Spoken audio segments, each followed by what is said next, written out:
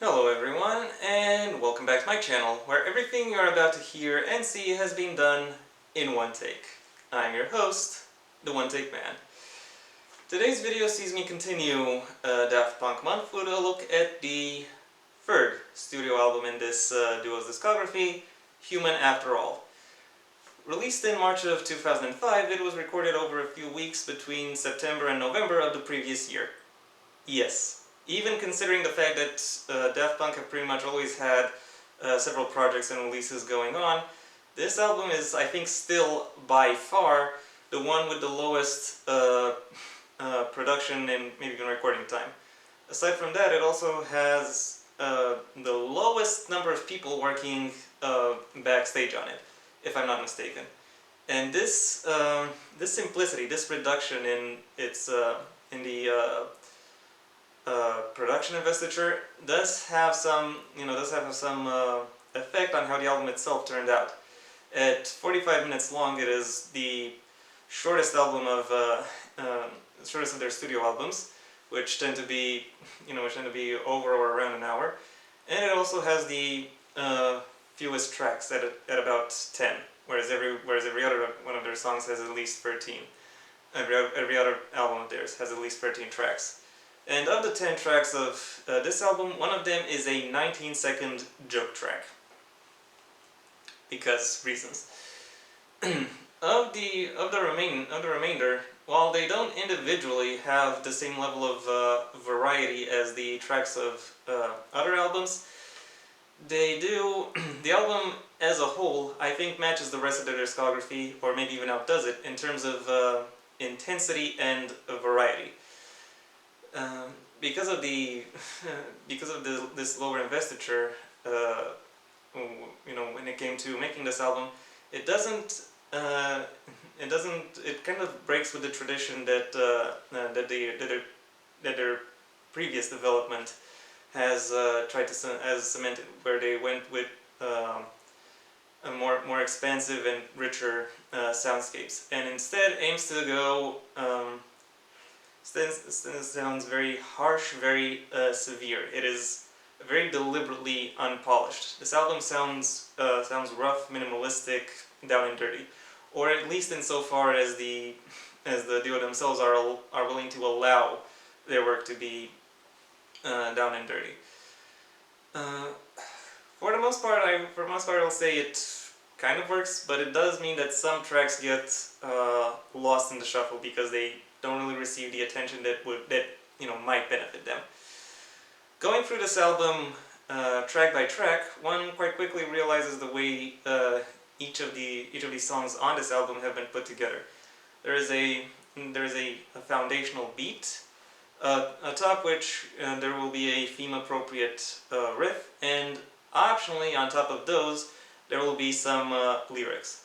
And how's the theme for each beat chosen? That I really can't say. It is within the title, more or less, but I don't know if the title dictates the theme or the theme dictates the title. I don't know. I haven't really searched that far to see if someone actually asked them that particular question and they came up with an answer, but for now I'm going to say that I don't know. Looking through the singles off of this album, well, I can say Robot Rock sounds very lush and very rhythmically captivating. Technologic is very incessant and almost singularly focused, whereas Human After All hits a very particular sweet spot between active and idling. I could say the same thing about many of the other tracks off this album, that they are either at or around that sweet spot, but with all of those, it kind of comes across as though they add some variations to their to their riffs or to their beats in order to hide the fact that they are looping.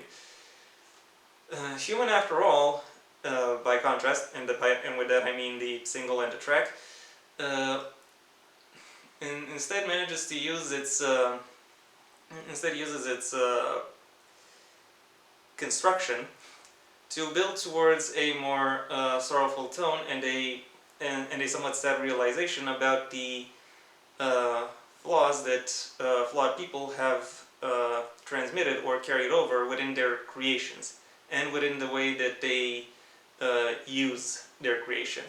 That theme, to some extent, comes across through other tracks of this album, but I think Human After All really embodies that, to the best extent. There was a fourth single off of this album, Television Rules the Nation, but really it was quite bland and forgettable, so I'm only going to mention it and move on.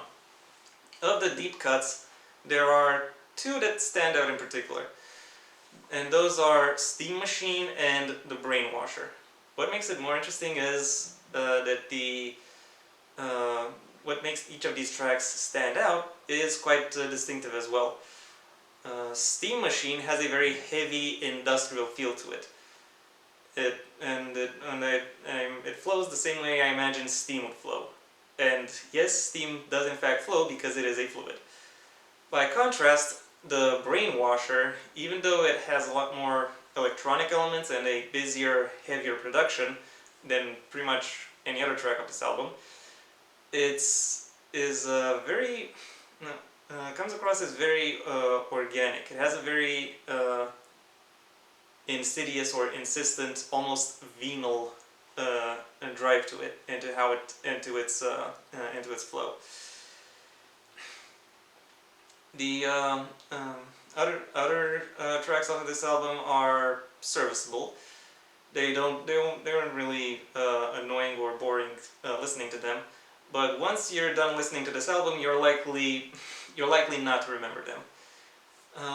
With one arguable exception, which is the album closer, Emotion. And it is the closer and the exception not necessarily because of any particular production or composition trick, because it's kind of on par for this album, but more for the message that it is imparting, for how it interacts with the theme that the rest of the album presents, and in the solution it proposes to what the rest of the album polemicizes. Overall, while I can't say many of its tracks leave a lasting impression, there is this album still contains plenty of interesting messaging and aesthetic contributions to their general discography, to where I would say it is worth at least one listen. My final rating for Human After All is a 3 out of 5. And that was my review. Thank you for your attention. If you enjoyed it, then please leave a like, maybe even share this video wherever you think other people will like it as well. If you have anything you'd like to comment, either about the review or the album itself, well, that's what the comment section is for. And if you want to see when my next video gets released, well then, please subscribe. And ideally also ring the bell or do whatever else YouTube will ask of you in order to keep you notified. I also have a main channel where I talk about book-related and literature topics, a link to which you will find in the description down below, right past all of my social media links, which I also suggest you check out should you choose to do so.